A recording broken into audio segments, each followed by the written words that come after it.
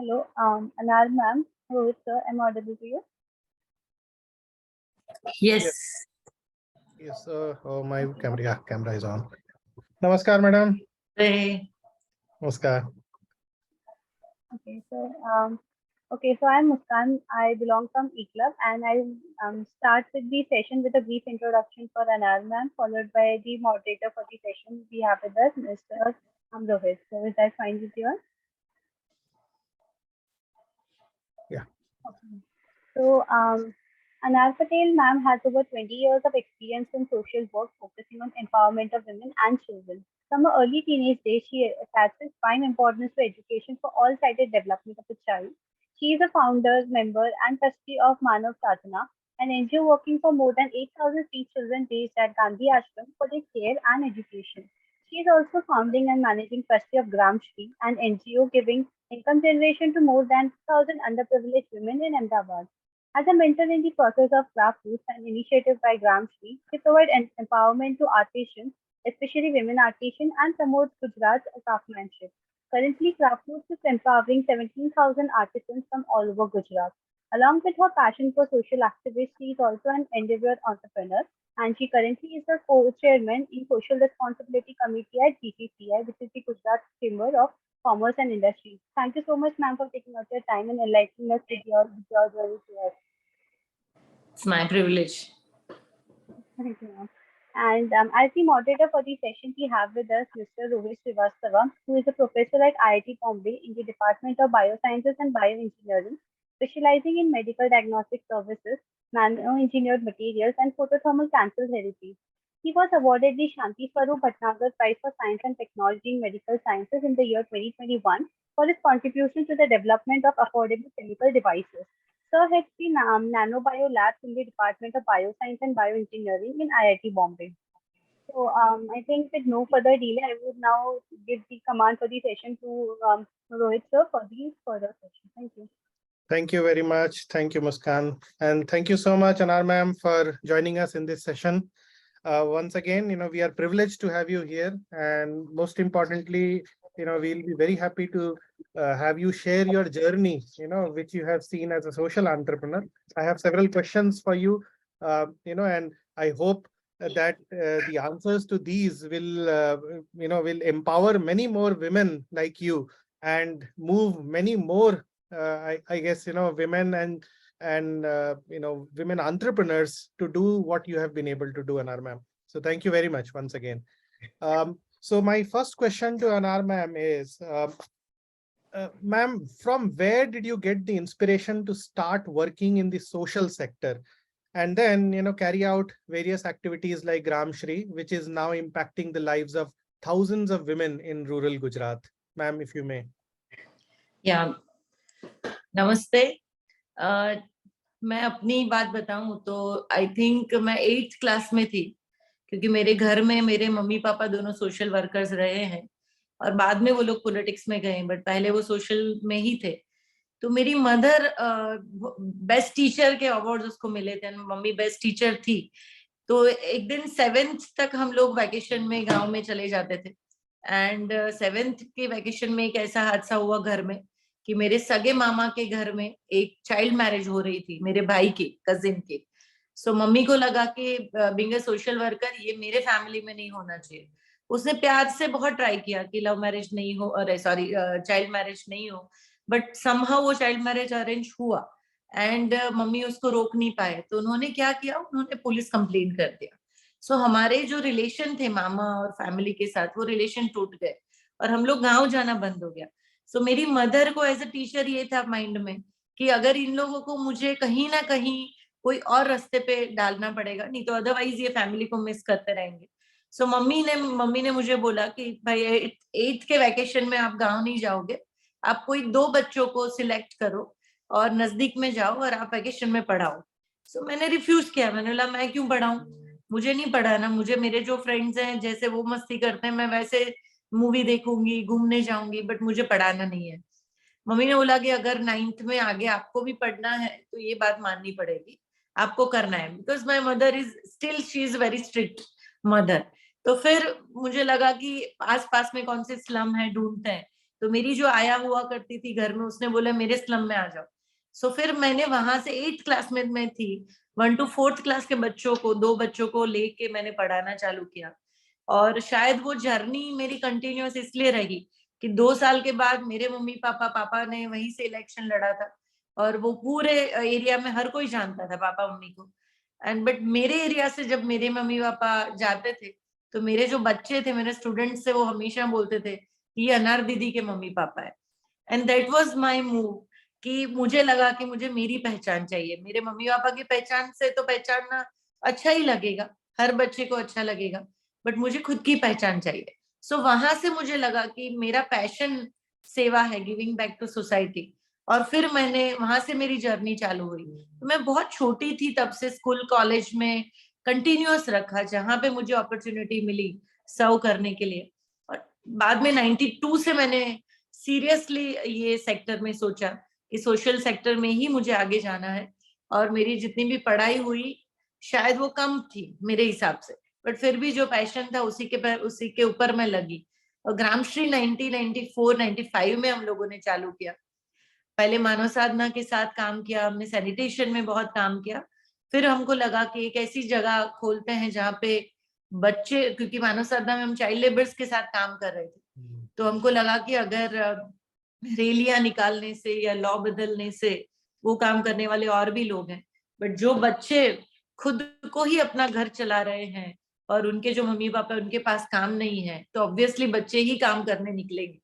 Then फिर ग्रामश्री की शुरुआत हुई कि हम मदर्स को काम देंगे, और अगर मदर्स अपने पैरों पे खड़ी रहती हैं तो ऑब्वियसली वो अपने बच्चों को पढ़ाएंगे। चाइल्ड लेबर्स का एक पॉजिटिव एस्पेक्ट लेके हम लोगों ने ग्रामश्री की शुरुआत करी एंड विमेन के साथ काम करना चालू किया। बहुत बहुत बहुत खूब अनार मैम। आई एम श्योर ये जर्नी बहुत सारे लोगों को इंस्पायर करेगी। You know, I am already starting to see the reaction from the audience. So this is actually wonderful, you know, just to hear about this, and hope that, you know, one can also do what you have been able to do. So moving on to the second question, Anar ma'am, अगर you said that इनको आप mothers को empower किए, उसके बाद कोशिश किए कि वो अपना घर को आगे बढ़ा सकें, तो how can one help these women in sustaining their independence after this upliftment program ends? मैंने आप तो इनिशियली ये चीज स्टार्ट कर दी है, लेकिन जब तक वो लोग इस प्रोग्राम में हैं तब तक उनका वो उन लोग को एक दिशा दिखती है। उसके बाद the moment they come out of the program, is there some way that they will be able to move ahead? What small steps can we take to help empower these women, और at least support them? And we would be very happy to hear your views on this. तो जब ग्रामश्री चालू हुआ तो मेरे mind में एक question सतत रहा था कि विमेन एम्पावरमेंट का मेरा डेफिनेशन क्या है, और मेरी संस्था कौन से ऐसी चीजों को लेके चलेगी जो विमेन एम्पावरमेंट के नजदीक जाएगा। सो मैं इतना समझती हूँ कि कोई भी सेक्टर है, आप रिच फैमिली में देख लो या मिडिल क्लास फैमिली में देखो या पुअर है फैमिलीज, बट सब जगह पे विमेन का एक ही मुझे लग रहा है एम्पावरमेंट होना चाहिए। वो ये है कि उसका डिसीजन मेकिंग में कहीं ना कहीं पार्टिसिपेशन होना चाहिए। सी, पैसे कमाने के बाद भी विमेन को पूछा नहीं जाता है कि भाई तेरा आपका क्या व्यू है। तो मुझे ऐसा लगा कि हमारे लिए वो ही बेस्ट है कि जो बहन खुद अपने डिसीजन ले सकती है, घर के डिसीजन में वो पार्टिसिपेट कर सकती है, तभी जाके वो अपने पैरों पे खड़ी हो सकती है। सो हमारा जो डेफिनेशन रहा वो इसके ऊपर रहा। सो एंटरप्रेन्योरशिप भी हम लोगों ने जो क्रिएट करी, जितनी भी बहनों के साथ हम लोगों ने काम किया, सो हमारा एक छोटा सा प्रोग्राम वो था अवेयरनेस प्रोग्राम। और वो अवेयरनेस प्रोग्राम में हमने ये किया कि एवरी मंथ हम एक सब्जेक्ट लेके बहनों को नॉलेज देंगे। सी, डिसीजन मेकिंग दो तरीके से हो सकता है, एक उनके पास एजुकेशन है तो, या फिर उनके पास नॉलेज है तो। So education and knowledge parallel जाएगा। एंड दूसरा वो एक्सपोजर विजिट्स उनकी बाहर होती है, वो दुनिया को देखें एंड वो देखे कि बाहर क्या चल रहा है। सो ये दो चीजें हमने पैरेलल हमारी विमेन के साथ करी। उस कारण से क्या हुआ कि वो अपने पैरों पे तो खड़ी हुई, बट घर में भी उनका एक वर्ड हुआ, क्योंकि वो हर सब्जेक्ट में उसके पास नॉलेज था। फिर वो फैशन है या फिर वो पेरेंटिंग है, या फिर हम लोग रेडियो स्टेशन लेके जाते थे, जैसे मदर डेयरी नजदीक है तो हम लोग लेके जाते थे, उनको दिखाते थे कि एक्चुअल ये जो पब्लिक प्लेसेस हैं जो आपके घर में कहीं ना कहीं टच कर रहे हैं, वो कैसे वर्क कर रहे हैं। सो मैं देखती थी कि धीरे धीरे धीरे विमेन के सब्जेक्ट्स भी चेंज होने लगे। उनको लगा कि दीदी हमको स्पेस के लिए भी कुछ जानना है, हमको मेडिटेशन भी सीखना है। तो ये सब चीजें हमने सिखाई। तो हम बोलते हैं ना कि जड़ मजबूत होनी चाहिए, फिर कोई भी चीज आगे टेकी जाती है। सो विमेन को एंटरप्रेन्योरशिप के तरफ लेके जाना, पकड़ के रखना, वो तभी हो सकता है जब वो खुद अपने थॉट प्रोसेस में, अपने डिसीजन मेकिंग में स्ट्रांग हो जाए। तो हमारा मेन जरिया ये रहा है। बहुत बहुत बहुत खूब ma'am. I think as long as उनका, जैसे आपने कहा, एक साइड एजुकेशन, दूसरा साइड नॉलेज, तो अपना आईआईटी में भी यही है। एक साइड हम लोग एजुकेशन देते हैं और यही उम्मीद करते हैं कि इस एजुकेशन के साथ लड़कियां आगे बढ़ें। तो आज से अबाउट 10 15-20 साल पहले जब मैंने ज्वाइन किया था आईआईटी, उस समय बड़े बड़े कम लड़कियां आती थी आईआईटी में। मेरे लैब में भी मुश्किल से 1 या 2 लड़की थी। आज 50 से ज्यादा लड़की है मेरे लैब में। और this is how we can empower women, and make them understand the value of education and knowledge. So, very well said, ma'am. एक और मूविंग अहेड मैम, ये तो है कि आपने ग्रामश्री के साथ मैंने अपना ये पूरा जर्नी हमारे साथ शेयर किया। ग्रामश्री क्या करती है ये भी हमें समझ में आया। Now the follow up question is, आपका कैसा एक्सपीरियंस रहा? एक तो you have been helping these women and you have been helping them sustain their livelihood also. One, how has been your experience? The second question is, ये जो आप तो कर रहे हैं and hopefully और भी लोग ये जर्नी देख के इंस्पायर हो जाएंगे, but how do you think industry and entrepreneurs can be more vocal and active regarding such and regarding helping such initiatives? We want more people like you, and I hope that India learns from what you have been able to show them. सो हम लोगों ने बहुत छोटे छोटे initiatives चालू करे हैं। मैं मानती हूँ कि हमारा एक इनिशिएटिव है सेवा कैफे। एंड जो सेवा कैफे हैं, तो हम लोगों के दिल में यही था जब हमने कैफे चालू किया। कैफे आपको लगेगा कि ये ऐसे कैसे जुड़ सकता है कैफे। सेवा कैफे एक ऐसा कंसेप्ट है जो गिफ्ट इकोनॉमी के साथ जुड़ा है। आप कैफे में आते हो तो आपको प्यार से स्वागत किया जाता है। आप खाना खाने बैठते हो तो आपके सराउंडेड बाय वॉलंटियर्स हो। आपको वो बताएंगे कि ये रेस्टोरेंट कौन से वैल्यूज पे चलती है, गेस्ट इज गॉड के वैल्यूज पे चलती है। देन आपका जो डिश वॉशिंग करेगा वो बंदा भी वॉलंटियर है, आपको जो सर्व कर रहा है वो भी वॉलंटियर है। हम लोगों ने एक ऐसी स्पेस क्रिएट करी कि मैं अपनी लाइफ में ज्यादा से ज्यादा 1 लाख लोगों तक टच कर सकती हूँ, और शायद उससे ज्यादा, चलो, बट अगर मेरे जैसे शायद 500 लोग आते हैं तो कहाँ तक ये जर्नी पहुंचेगी। तो आप इमेजिन नहीं कर सकते, यहाँ से हमने करीबन 2500 से 3000 ऐसे वॉलंटियर्स हमारे साथ जुड़े जो आगे जाके उन्हें अपना इनिशिएटिव चालू किया। तो ये जो जर्नी है, जनरली हम लोग जो पुरानी एनजीओज देखते हैं, जो गांधीयन एनजीओज में देखती हूँ, इतने सालों की हमारी जर्नी रही है, तो मैंने बहुत नजदीक से देखा है कि जो एनजीओज खड़ी हुई बट वो सस्टेन नहीं हो पाई, और फिर वो जनरेशन गया, उसके साथ वो संस्था भी गई। तो ये बहुत इंपॉर्टेंट पार्ट है कि आप अपने साथ ऐसे यूथ को, ऐसे लोगों को आप जोड़ते हो। जैसे विमेन को हमने जोड़ा कि आज सपोज मैं नहीं अवेलेबल भी हूँ, तब भी वो एंटरप्रेन्योरशिप चलती रहेगी, तब भी वो माइंडसेट चलता रहेगा जो विमेन को चाहिए। और ये मुझे लग रहा है कि हमारी जर्नी में सबसे ज्यादा अगर कुछ रहा है तो ये रहा कि हमने इतने सारे यूथ को ट्रेन किया है। ट्रेन नहीं बोल सकती, बट एक्शन, हमारी एक्शन से वो सीखेंगे। क्योंकि समटाइम्स सेवा ऐसा नहीं होता जो बोलता है करते हैं। मैं जा रही हूँ और रास्ते में कचरा है, और वो कचरा अगर मैंने उठा लिया, जो देखता है वो ही लेगा कि दीदी ले रहे हैं तो मुझे भी लेना है। तो ये हमारा एक्शन के थ्रू ही हमारा लर्निंग का वो सब रहा है।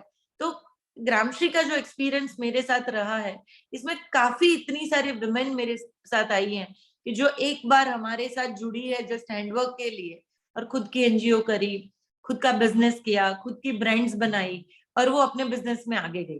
तो ये पैरेलल काम है कि आप अपने साथ ऐसे लोगों को तैयार करो जो आपके शोल्डर पे बैठे और वो आपसे भी लंबा देखते हैं। तो हम लोग ये पैरेलल कर रहे हैं, सालों से कर रहे हैं। तो ऐसे छोटे छोटे काफी इनिशिएटिव्स हैं। मैंने तो एक ही बोला है, बट बहुत सारे ऐसे इनिशिएटिव्स हैं जिसके through we got lot many volunteers. नहीं, दिस इज वंडरफुल मैम। ये जो इंस्पायर करना, ये बहुत कम लोग कर पाते हैं। और if you have been able to do this, and these people go on to inspire more people, that chain will never end. फिर तो आपने जैसा कहा कि ये this will become a long lasting effect, जो कि इस वर्ल्ड को बहुत आगे ले जा सकती है। तो मैम, एक सेकंड क्वेश्चन था, वो जो ये जो how do you think industry and entrepreneurs can be more vocal and active? क्योंकि आप तो कर रहे हैं, लेकिन हम कैसे मैंने कुछ और लोगों को इस जर्नी में जोड़ सकें, ये इस पर आप कुछ बता सकेंगे?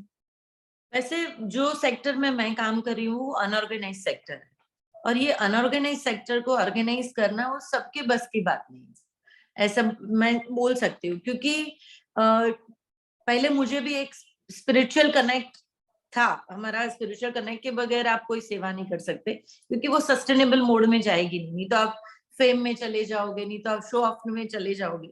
तो हम लोगों ने जब भी ये काम चालू किया, तो धीरे धीरे हमारे साथ जो जितने जितने भी लोग जुड़ते गए, उसके साथ सोशल मीडिया जुड़ता गया, उसके साथ जो यूथ जो वॉलंटियर्स आते थे, वो उन लोगों ने प्रपोजल बनाया, प्रपोजल बना के कितने सारे लोगों को पूरे वर्ल्ड में उन्होंने जोड़ा। शायद वो हमारा नेचर नहीं रहा था कि हम लोग इतना वोकल हो पाए थे, बट हम लोग नए जनरेशन के साथ ये चीज सीखे कि आप एक छोटा सा भी काम करते हो ना, आप उसका स्टोरी टेलिंग कैसे करते हो, वो बहुत इंपॉर्टेंट है। क्योंकि मैं अगर वो स्टोरी टेलिंग करती हूँ तो शायद और 10 लोग इंस्पायर होंगे और फिर वो हमारे साथ जुड़ेंगे। जितने भी ऐसे ऐसे छोटे छोटे एक्सपेरिमेंट्स करते हैं, वोकल होना जरूरी है। बट मैं इतना 100% बोलूंगी, क्योंकि मेरा खुद का नेचर इतना है नहीं कि मैं अभी थोड़ा बहुत किसी के साथ कम्युनिकेशन कर लेती हूँ। अदरवाइज मेरे माइंडसेट में यही था कि जो हम कर रहे हैं वो खुद के लिए करते हैं, अपने कर्मा होते हैं, हमको आगे लेके नहीं जाना है, ये माइंडसेट था। आज ऐसा लगता है कि नहीं, वो स्टोरी टेलिंग बहुत इंपॉर्टेंट है, और आगे इसको हम तभी कर पाएंगे जब ज्यादा से ज्यादा ऐसे स्टोरीज बाहर निकलेंगे, लोगों तक पहुंचेंगे, एंड और बच्चे इसको उठाएंगे। क्योंकि ये अनऑर्गेनाइज सेक्टर है, एंड ये सेक्टर को टैकल करना ये हर कोई के बस की बात भी नहीं है, क्योंकि ये बहुत मुश्किल है, उसमें बहुत सारी पेशेंस चाहिए। नहीं, सही कहा मैम आपने। ये एक्चुअली में बहुत डिफिकल्ट है, और जो आपने कर दिया है वो तो अब मैं I am very happy that you found time to come to this forum, because these young people will actually learn from somebody like you to do something on a much bigger scale. Ma'am, एक बहुत relevant question है। आप तो ये करते आए हैं, but as an MBA graduate आपके पास तो बहुत सारे अपॉर्चुनिटीज हुए रहेंगे, और आपने अपना पूरा टाइम ग्राम श्री को दिया, इस एक सोशल इनिशिएटिव, और भी बहुत सारे आपने किए हैं, पर फोकस किया है, जिसमें this provides employment to so many women in graduate, more than 2000, I think, maybe my numbers are wrong. But ma'am, how do you think, ये तो बहुत बड़ा फोरम है, और आज आईआईटी में बहुत सारे लोग जुड़े हुए हैं, ये लोग सब एमबीए कर रहे हैं, और इसके बाद में इनको लाखों की सैलरी मिलेगी, तो क्यों ये बच्चे क्यों सोशल एंटरप्रेन्योरशिप की तरफ चले हैं? ये आपसे थोड़ा हम सुनना चाहते हैं। जी, मैं ऐसा मानती हूँ, सोशल एंटरप्रेन्योरशिप किसको बोलते हैं? देखो, उसमें ऐसा तो है नहीं कि हम पैसे नहीं कमा रहे, या हम लोग पैसे तो कमा ही रहे हैं ना उसमें। हाँ, थोड़ा सा प्रॉफिट कम हो जाता है और मेहनत बढ़ती है, क्योंकि आप जितना भी सोशल एंटरप्रेन्योरशिप रिलेटेड काम करोगे, वो सोसाइटी की कोई भी गैप एनालिसिस होगी, उसको आप उठा के करोगे। काफी लोग हैं जिन्होंने पानी पे किया, किसी ने सैनिटेशन पे किया, मैंने क्राफ्ट पे किया। तो क्राफ्ट का गैप क्या था, वो मैंने देखा कि हमारे देश में हम हमेशा बोलते हैं कि एम्प्लॉयबिलिटी देना है, एम्प्लॉयबिलिटी देना है। अब मैं हमेशा मैं इंडिया वाली हूँ, मुझे बहुत प्यार है इंडिया से, तो मुझे हमेशा ही लगता था कि मेरे देश को मुझे अगर आत्मनिर्भर करना है, तो मैं एक ऐसा सेक्टर पकड़ू जो अनऑर्गेनाइज्ड है, जिसको मैं मेहनत करके उसको ऑर्गेनाइज कर पाऊं। तो जब मैंने न्यूमेरिक्स देखना चालू किया, तो अपने देश में हंड्रेड्स ऑफ क्राफ्ट है, और इतने सारे क्राफ्ट है जो मर गए, अभी है भी नहीं अपने हाथ में, और वो हम लोग खाली म्यूजियम पीसेस में देख रहे हैं। सो मुझे लगा कि ये एक अपना हेरिटेज है, जो हेरिटेज को हमको जिंदा रखना चाहिए। सेकंड, मैंने देखा जो हाथ से काम करने वाले लोग हैं, तो ज्यादा से ज्यादा लोग काम करेंगे तो हर हाथ को काम मिलेगा। सो एम्प्लॉयबिलिटी ज्यादा से ज्यादा हम बढ़ा सकते हैं। तीसरा, मैंने देखा कि करीबन 2 से 2.5 करोड़ लोग क्राफ्ट सेक्टर में काम। आप सोचो, अशोक भाई का फोन है। सो आप सोचो कि 2 से 2.5 करोड़ लोगों को एम्प्लॉयमेंट अगर आप दे सकते हो तो ये कोई छोटी बात नहीं है। ये सेक्टर को अगर हम सही तरीके से उठाएं और उसके जो रूल्स हैं, क्योंकि एनआईडी के वन ऑफ द फाउंडर रहे हैं दशरथ भाई पटेल, और मैं उनसे बैठी थी, मैं बहुत छोटी थी और मुझे लगा कि मुझे सीखना है ये सेक्टर को, क्योंकि ये सेक्टर को मैं पॉल्यूटेड नहीं करूं वो बहुत इंपॉर्टेंट पार्ट है। तो मैं उनसे बैठी थी, उन्होंने बहुत अच्छी बात बोली कि 2 ही तरीके से आर्टिजन काम करता है, one is bread and butter product and second is passion वाली प्रोडक्ट जो उसके अंदर से निकले, तभी तो वो आर्टिजन बोला जाएगा। उन्होंने बोला मुझे खाली एक ही चीज ध्यान रखो कि आर्टिजन को लेबरर मत बनाना। तो आप इमेजिन करो कि इससे मुझे निकल के आया कि हम आर्टिजन जो है वो हमारे स्किल्ड लेबर। आज ये सोचो कि हम मेक इन इंडिया कर लेते हैं, make in India is what, labourer है जिसको कुछ नहीं करना है। हमने वो सेट वाला सिस्टम बना दिया जिससे वो मैन्युफैक्चरिंग करेगा, जहां पे उसका दिमाग नहीं लगता, जहां पे उसका हार्ट नहीं लगता, वो खाली हाथ का काम करके वो निकल जाता है। तो फिर हम क्या कर रहे हैं? तो ये जो मुझे लगा कि ये 3H का जो हार्मनी है ना, ये आर्टिजन के साथ, क्राफ्ट के साथ है। तो ये मेरा फिलोसॉफी रहा था कि हेड, हार्ट एंड हैंड, ये तीनों मिलके अगर कोई चीज प्रोडक्ट बनती है तो वो खाली क्राफ्ट में है। तो इस कारण से मुझे लगा कि क्राफ्ट सेक्टर को पकड़ना चाहिए। ऐसे बहुत सारे सेक्टर्स हैं अपने देश में जहाँ पे बहुत सारा गैप है। अगर हम एज अ सोशल एंटरप्रेन्योर कुछ भी करते हैं, हम पैसे तो कमाते ही है, ऐसा नहीं है कि हम पैसे नहीं कमाते, बट हम थोड़ा कम प्रॉफिट कमाते। उससे जो प्रॉफिट हम एक्सपेक्ट करते हैं उतना प्रॉफिट शायद नहीं कमाए, बट उसके साथ प्रॉफिट प्लस जो सेटिस्फेक्शन मिलता है ना, उससे जो हैप्पीनेस मिलती है, वो हैप्पीनेस शायद खाली पैसे कमाने से नहीं मिलती, खाली न्यूमेरिक्स में घुसने से नहीं मिलती। मेरी लाइफ कैसी है पता है? आधा दिन, आधा टाइम मैं फील्ड में होती हूँ, रूरल एरियाज में घूमती हूँ, आर्टिजन को घरों में जाके खाना खाती हूँ, और आधा टाइम मैं प्रोफेशनल वर्ल्ड में भी होती हूँ, कहीं पे कोई फैशन शो में भी होती हूँ या फिर कोई भी डिजाइनर के साथ बैठी हूँ। It's a beautiful world for me कि मैं ऊपर एंड नीचे दोनों तरफ मैं जुड़ी हुई हूँ। तो मैं इतना 100% बोलना चाहूंगी कि खाले बिजनेस कर लो, उससे बेटर तो जो सोशल एंटरप्रेन्योरशिप है ना, उसमें एवरी डे की सेवा भी है और एवरी डे का सेटिस्फेक्शन भी है। बहुत खूब ma'am, and I hope that ये जो बच्चे आज हमारे साथ जुड़े हुए हैं इन्होंने कुछ तो इससे सीखा, क्योंकि सिर्फ पैसे कमाने से नहीं होते, अगर अगर खुद का सेटिस्फेक्शन ना हो, और जैसे आपने इतने सारे लोगों को एम्प्लॉयमेंट और रोजगार का एक जरिया दिया, और उनको उनका आर्टिसन उनका आर्ट आपने बाहर लेके आया, ये बहुत बड़ी बात। सो मैम, मूविंग ऑन, एक और क्वेश्चन। आप एक सफाई विद्यालय में भी आप इन्वॉल्व रही हैं, ये बहुत लोगों को पता है, and this is working on cleanliness sanitation problems rural India. ये आज अपने गवर्नमेंट का ये बहुत बड़ा इनिशिएटिव है, और ऑफ कोर्स ये आप तो इसमें बहुत साल से हैं। तो how hard has it been ma'am convince people to change their usual way of carrying out their daily activities, making them realize the importance of sanitation? We still see that, ma'am, और आज तो किसी भी slum के बगल से गुजरे हैं, किसी भी रेलवे लाइन के बगल से गुजरे हैं, तो आज भी दिखता है। तो ये कैसे मैम, ये कैसे उनको समझाया जाए, कैसे इस चीज को आगे बढ़ाया जाए मैम? मेरे फादर इन लॉ ईश्वर भाई पटेल, उनके साथ हम लोग, मैं गांव में जाती थी, और उस टाइम जब हम गांव में जाते थे गवर्नमेंट फ्री टॉयलेट्स देती थी, और हम लोगों को मॉनिटरिंग करने जाना था कि वो टॉयलेट की हालत क्या है। और जब हम टॉयलेट देखने जाते थे तब भी हमको लगता था वो लोटा लेके लोग तो बाहर ही जा रहे हैं, टॉयलेट वहीं के वहीं पड़े, उसको स्टोर रूम बना दिया है। सो ऐसे इतने सारे टॉयलेट्स मैंने अपनी आंखों से देखे। सो हमारा बहुत ब्यूटीफुल वो था कि हमको पता था कि ये जनरेशन को चेंज करना बहुत मुश्किल है, जो नेक्स्ट जनरेशन है हम वो जनरेशन को पकड़े। क्योंकि हम लोग जाते थे तो जो बड़े लोग थे उनके साथ बात करते थे तो वो ऐसा बोलते थे कि यार अपने बॉडी की गंदगी थोड़ी घर में ही निकालनी होती है, वो तो बाहर खेतों में जाना होता है। तो उनके माइंड में कभी आया ही नहीं कि मुझे घर में टॉयलेट बनाना चाहिए। टॉयलेट भी बनाते थे तो इतना दूर बनाते थे घर से, तो उनको लगता था ये गंदा है, ये गंदी चीज है, और ये गंदगी को हम क्यों लेके आए घर में। बहुत हार्ड है। देखो मैं एक चीज बताऊं, इंफ्रास्ट्रक्चर को करना इट्स वेरी इजी, सॉफ्टवेयर जो डालना माइंड में, लोगों का मन बदलना, वो सबसे हार्ड चीज है। तो हम लोगों ने छोटी चीजों से चालू करते थे, ब्रश कैसे करोगे, हाथ कैसे धोना है, हाथ कब कब धोना है। फिर भजन बनाते थे सफाई के, वो भजन गाते थे रात को ग्राम सभा में, रैलियां निकालते थे, उसमें सूत्र बुलाते थे क्लेanलीनेस के और सफाई के और सब। फिर उन कंपटीशन करते थे सफाई के लिए। तो बच्चों को जो माइंडसेट बनाना है हम लोग बच्चों से चालू करते थे। एंड ऐसा होता था कि बच्चे जाके मम्मी को बोलते थे कि घर में कचरा पेटी क्यों नहीं है, आप कचरा टोकरी लगाओ।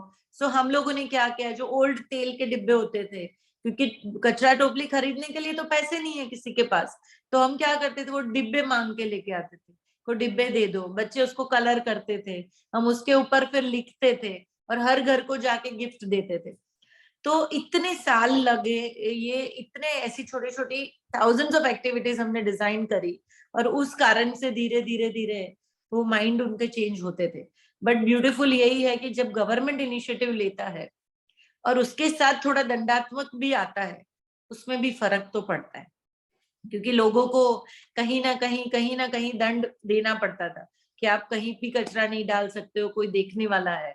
और इंस्पिरेशन लेने के लिए लाल किले से जब मोदी साहब ने भी बोल दिया तो सबके मन में वो आने लगा। हम तो बहुत सालों उससे पहले काम कर रहे थे, बट जब गवर्नमेंट ने इनिशिएटिव लेना चालू किया तो जो गलियां हम लोग साफ करने निकलते थे, ग्रुप बना के जो ड्रेनेजेस, ओपन ड्रेनेजेस हम लोग साफ करते थे, वो सब करना बंद हो गया। सो लोगों का माइंडसेट धीरे धीरे धीरे फिर चेंज होने लगा। But it's very difficult job. आज आर्टिसन के साथ भी काम करना बहुत डिफिकल्ट है, माइंड बदलना सबसे डिफिकल्ट काम है। जी मैम, ये आपने सही कहा, माइंड बदलना तो सबसे डिफिकल्ट है। और ये to actually target the next generation has been the biggest idea that you have been able to use. क्योंकि मैम, यही लोग जब सिंगापुर जाते हैं, यूरोप जाते हैं, they will not do anything bad there, but यही लोग इंडिया आते हैं तो ये लोग क्यों, इनका माइंड वो चेंज नहीं हो पाता, ये आज भी मैं समझ नहीं पाया। और इनफैक्ट आप देखें, you are getting the maximum reaction to your answers here, because people are very impressed seeing what you have been able to achieve, ma'am. तो मैम, ये दो तो स्टोरी हमने सुन लिया। कुछ नया आप करना चाह रहे हैं ma'am? Any new social initiatives that you are planning to implement through any of these social organizations? You work with so many people, तो आप कुछ नया मैम करना चाह रहे हैं जो इन बच्चों को मोटिवेट कर सके, उनको भी ज्वाइन करने में? हम लोग एक बहुत ब्यूटीफुल इनिशिएटिव हमने बहुत सारे वॉलंटियर्स ने मिलके ऑलरेडी चालू किया है। क्योंकि हम, मेरी जो जर्नी रही है, मैंने बहुत अलग अलग एनजीओस के साथ काम किया। सो जो सफाई विद्यालय था हमारा, तो वो गवर्नमेंट के साथ रह के हमने काफी काम किया। फिर मानव साधना में काम किया, खाली डोनर्स के पैसों से हम लोग बच्चों के और बच्चों के एजुकेशन के साथ एंड हेल्थ के साथ हमने काम किया। और ग्रामश्री जो संस्था थी वो सस्टेनेबिलिटी पे थी, हम क्राफ्ट कम बेच रहे हैं, जो भी पैसे आ रहे हैं उससे पूरी संस्था चल रही है, तो वो सस्टेनेबल मोड से गया। बट एक माइंड ऐसा आया कि हम एक लेवल के बाद एडमिनिस्ट्रेटिव में ज्यादा लग गए, हमारा जो पैशन था वो पैशन साइड में रह गया। सो मैं इतना बोलूंगी कि हमने एक दो ऐसे इनिशिएटिव चालू किया कि भाई संस्था चालू करने की जरूरत क्या है, जिन बच्चों को अपने लाइफ में कुछ सेवा करनी है, एनजीओ के बगैर वो खुद भी तो संस्था बन सकता है। सो हमारा एक बहुत अच्छा इनिशिएटिव है लोक मित्र। जो लोक मित्र जो है, जो MSW पढ़ा है, जो बच्चों को लगता है कि मुझे कहीं गांव में बैठ के काम करना है, स्लम में बैठ के काम करना है, तो उसकी सैलरी कोई कंपनी देता है और वो बच्चा खाली गांव में बैठ के काम करता है। और हम लोग 2-2 साल के हमने इनिशिएटिव लिए, इतना ब्यूटीफुल रिजल्ट हमको गांव में मिला, क्योंकि कोई बैठा है जो जाके हर गली में जाके एक प्रेयर करा रहा है, सबको इन्वॉल्व कर रहा है, गांव में सफाई का जो माइंडसेट बदलना है। क्योंकि मैंने बोला इंफ्रास्ट्रक्चर तो आजकल गवर्नमेंट बहुत कुछ दे रही है, जो माइंड बदलने की बात है ये लोक मित्रों ने चालू किया। तो हमारे ये बहुत ब्यूटीफुल कंसेप्ट है, उसमें 7 सब्जेक्ट्स को हम लोग टारगेट कर रहे हैं।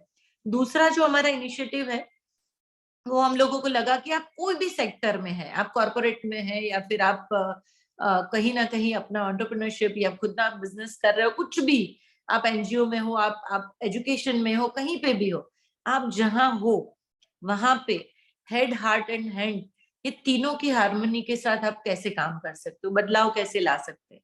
तो हमने मूड बाय लव करके एक प्लेटफॉर्म क्रिएट किया है, और जो मूड बाय लव है उसमें पूरे देश में से काफी लोग आते हैं, ऑनलाइन उसको रजिस्टर करते हैं। ये 3 दिन हम लोग सब साथ में रहते हैं, और ये 3H के साथ हम लोग सराउंडेड, जो क्वेश्चंस होते हैं क्वेश्चंस का आंसर करते हैं, और 3 दिन के बाद वो वैल्यूज क्रिएट करते हैं कि भाई ग्रेटिट्यूड हम कैसे प्रैक्टिस करेंगे, लव प्रैक्टिस क्या होता है, ट्रूथ प्रैक्टिस क्या होता है, आपकी अपनी कनेक्ट जो होनी चाहिए, क्योंकि हम कॉर्पोरेट में जाते हैं, एक हायरार्की होती है, हर जगह पे हायरार्की होती है, और उस कारण से हमको लगता है कि यार यहाँ पे थोड़ी प्रेयर हो सकती है। मेरी फार्मा कंपनी है, सो मैं बिजनेस साइड बाय साइड मेरा बिजनेस भी चलता है, मेरी फार्मा कंपनी में भी प्रेयर होता है, मेरे रिटेल्स में भी प्रेयर होता है।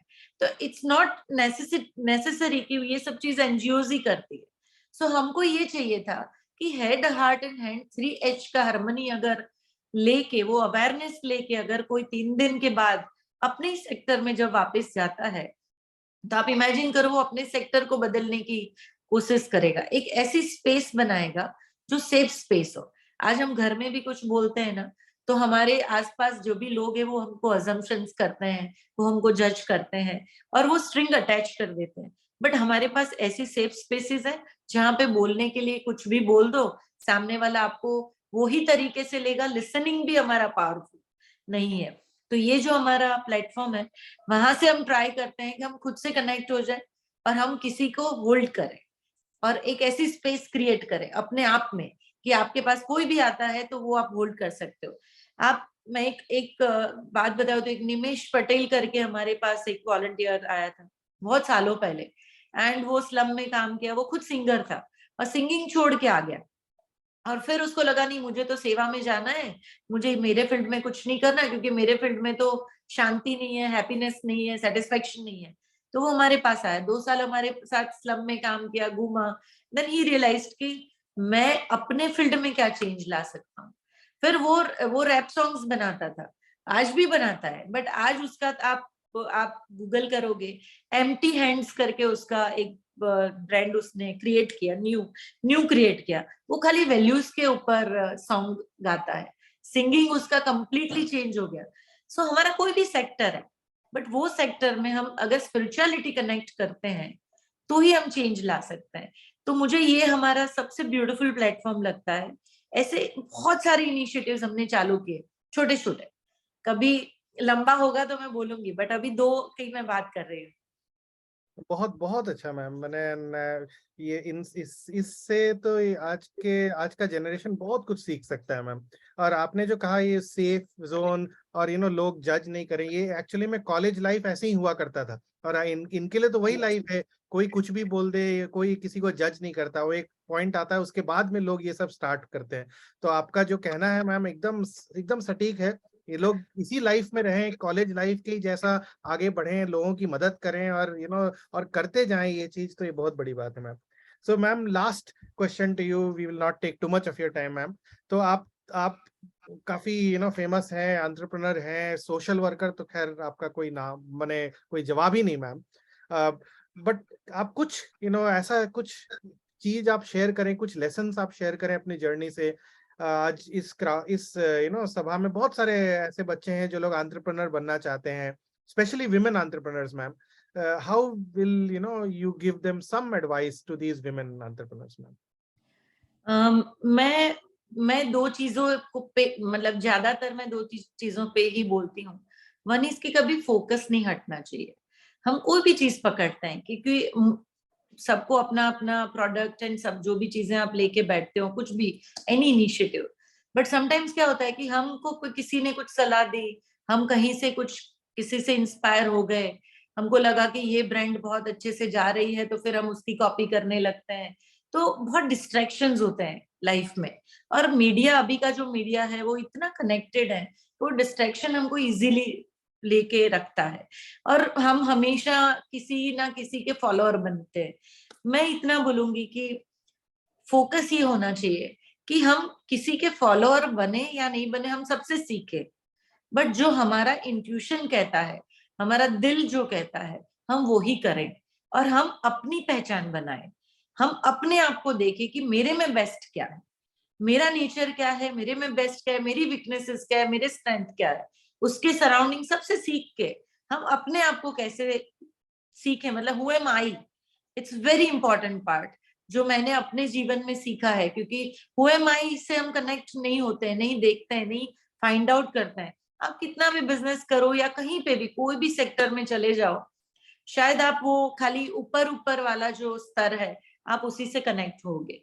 एंड सेकंड, अभी मैं जो देखती हूँ बहुत कुछ लैकिंग जो मुझे दिखता है वो है माइन्यूट विजन, माइन्यूट चीजें जो डिटेलिंग का काम होता है।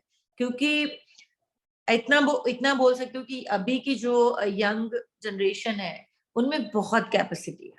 उनके पास जो ऊपर वाले ने उनको जो अभी का माहौल दिया है, क्योंकि जिस तरीके से टेक्नोलॉजी अपग्रेड हो रही है और जिस तरीके से उनके पास हर गैजेट्स हैं, हर इंफॉर्मेशन उनके पास अवेलेबल है, बट उसमें भी हम जब अपनी चीज लेते हैं वो जो डिटेलिंग की बात आती है वो एक्सपीरियंस के बगैर नहीं आती।